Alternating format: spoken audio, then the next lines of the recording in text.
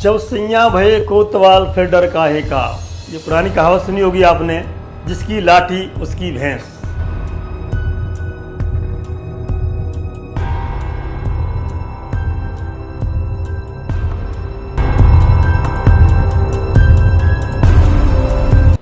मैं राजवीर सिंह सोलंकी विकासशील भारत के लिए आज हम बात करेंगे दो कहावतों पर, इन्हीं दो मुहावरों पर। कुछ समय पहले आपको याद होगा, महाराष्ट्र में बाला साहब ठाकरे की तूती बोलती थी। उन्हें हिंदू सम्राट कहा जाता था, लेकिन सब कुछ के साथ साथ उनका भतीजा राज ठाकरे, आप अच्छी तरह जानते होंगे राज ठाकरे को भी। ये राज ठाकरे हैं, उनके साथ राजनीति किया करते थे।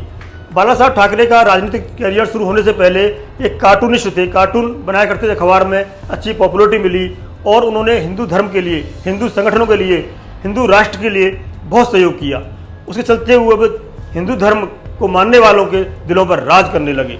आज हम राज ठाकरे की अयोध्या दौरा रद्द क्यों हुआ, इस पर चर्चा करेंगे। उसी के साथ साथ बाला साहब ठाकरे का कद बढ़ता गया। राज ठाकरे भी कार्टूनिस्ट थे, उन्होंने कार्टून बनाना शुरू किया और बाला साहब ठाकरे के पद चिन्ह पर चलते हुए, छत्र छाया में चलते हुए, आशीर्वाद के तले राजनीति चमकाने लगे। राजनीति चमकाना अच्छी बात है, चमकाइए, किंतु इन्होंने क्या किया, अपनी राजनीति चमकाने चक्कर में हिंदी भाषियों के ऊपर अत्याचार किया।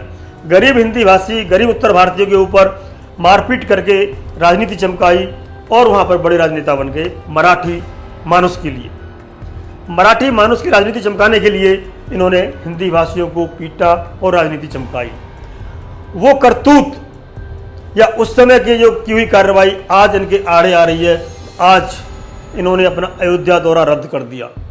जी हाँ, आज का विषय यही है कि राज ठाकरे को क्यों अयोध्या दौरा रद्द करना पड़ा। कहानी यही से शुरू होती है।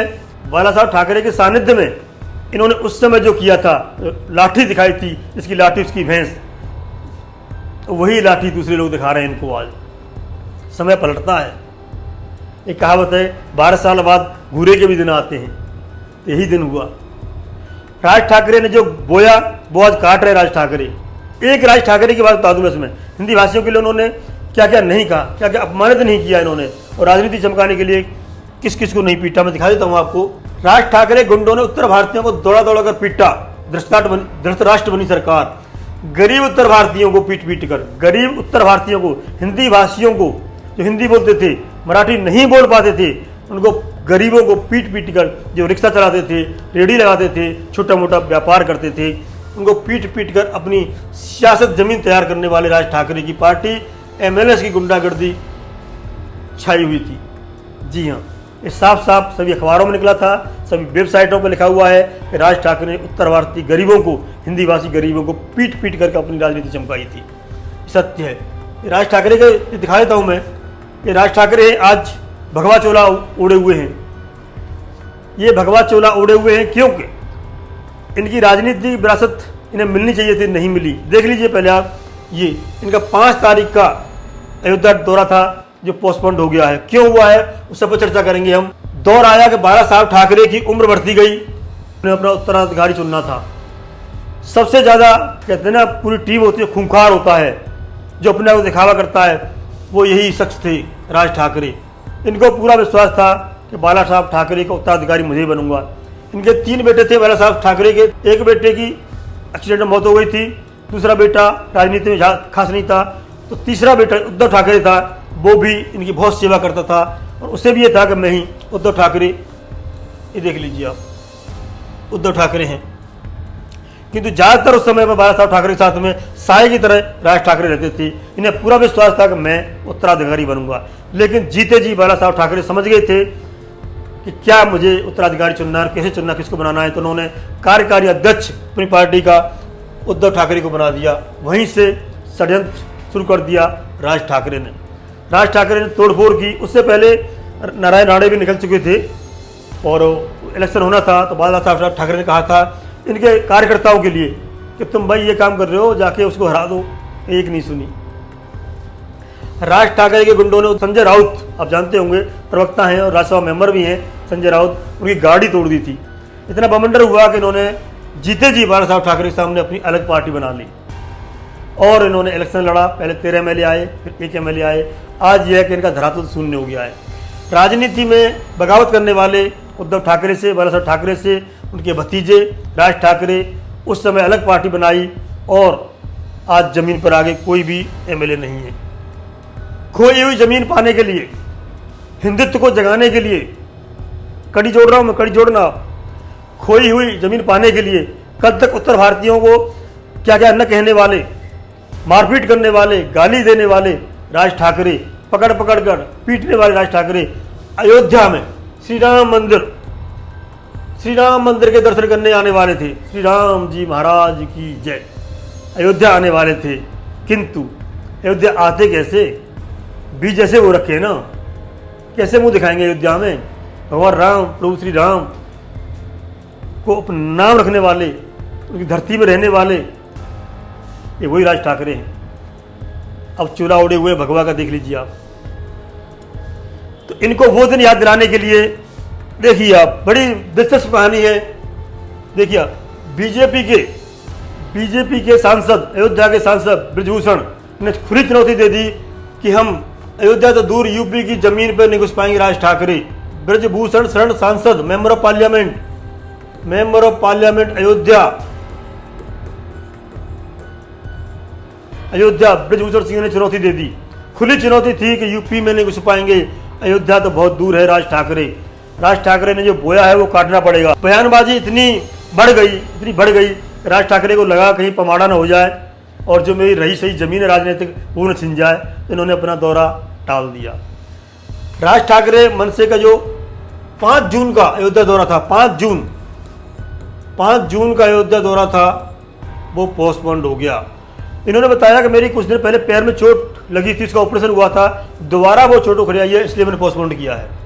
बहाना अच्छा बनाया इन्होंने बताया कि मेरे पैर में कुछ साल पहले चोट लगी थी, वो चोट दोबारा उखड़ आई है, इसमें परेशानी हो रही है मुझे, तो शायद इसलिए दौरा रद्द किया गया है, ऐसा बताया गया है। किंतु सच्चाई वही है जो हमने बताई कि सांसद जी ने इतना विरोध कर दिया कि इनकी हिम्मत नहीं पड़ी यहाँ आने की।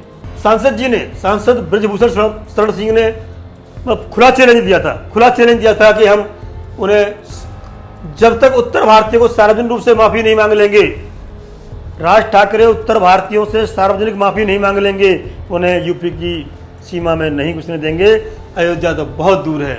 ये बता दूं मैं आपको, 2008 में मराठी मानुष का समर्थन आंदोलन के दौरान रेलवे परीक्षा राज ठाकरे ने 2008, गौर करिए आप, 2008 में मराठी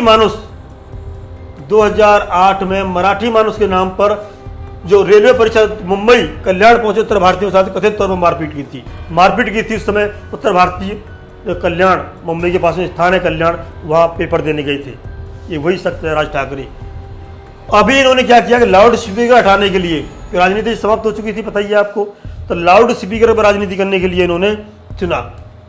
लाउड स्पीकर जो उत्तर भारत में चल रहा है, सभी जगह से धार्मिक स्थानों से लाउड स्पीकर उतारे जाएं, इसी को मुद्दा बनाकर अपनी राजनीति चमकाने के लिए ये दोबारा से मैदान में कूदे थे और इसी कड़ी में इन्होंने अयोध्या का दौरा करने की ठानी थी, लेकिन इनका दौरा सफल नहीं हो पाया। तो मैंने कहा था सैया भाई कोतवाल फिर डर काहे का। आज जब इनके सैया कोतवाल थे, आज उनके सैया कोतवाल हैं उत्तर भारतीयों के, जिन्होंने आज इनको नहीं आने दिया। इन्होंने परीक्षा देने वाले परीक्षार्थियों को पीटा था, आज मन से अयोध्या नहीं आ पा रही है। इनकी लाठी थी, आज उनकी लाठी है। और एक और कहावत कही थी, 12 साल बाद भूरे की भी आती है।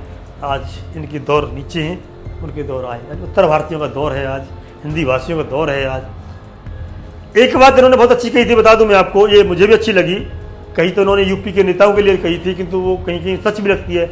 इन्होंने कहा था कि सारे नेता, सारे प्रधानमंत्री, सारे मंत्री ज़्यादातर यूपी से निकले, पर यूपी इतना गरीब क्यों है कि उनके आम आदमी को मुंबई में आकर के रेहड़ी ठेली और रिक्शा चलाना पड़ता है।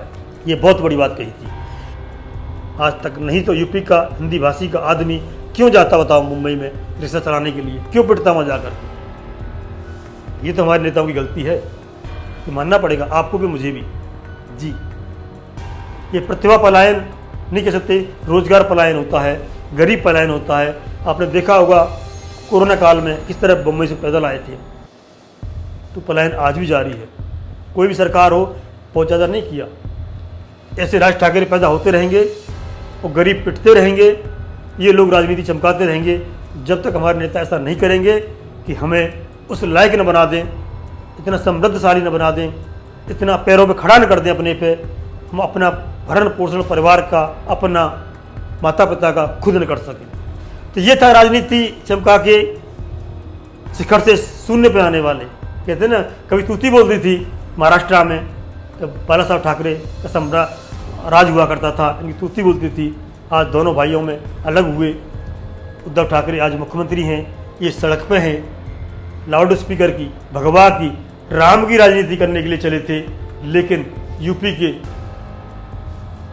भाजपा के सांसद ने इनका सारा चोला उतार दिया और कह दिया, जब तक माफ़ी नहीं मांगोगे, एक एक भारतीय से माफ़ी नहीं मांग लोगे, तो मैं यूपी की ज़मीन पर नहीं करने दूंगा। अयोध्या तो बहुत दूर की बात है।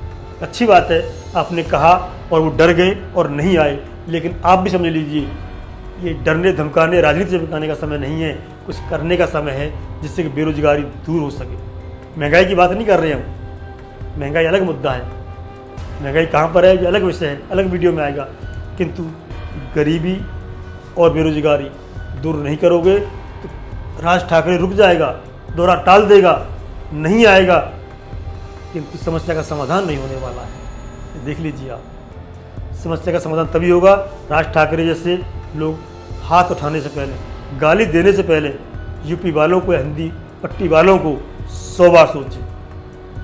तो आज मैं इतना ही कहूँगा, अपने आप को, अपने नेताओं को ये सोचना पड़ेगा। सोचिए और कमेंट में लिखिए क्या क्या विकल्प हैं इस चीज़ से कि ऐसे लोग हमें कभी दोबारा आंख उठा के न दे सकें और राजनीति न चमका सकें हमारे ऊपर, आपके ऊपर। जी, कमेंट में ज़रूर लिखना और हो सके तो वीडियो ज़्यादा से ज़्यादा शेयर करें और चैनल को सब्सक्राइब अवश्य करें, इससे हमारा मनोबल बढ़ेगा और ऐसे नेताओं के ऊपर हम वीडियो और अच्छी से अच्छी बना सकेंगे। जय हिंद, जय भारत।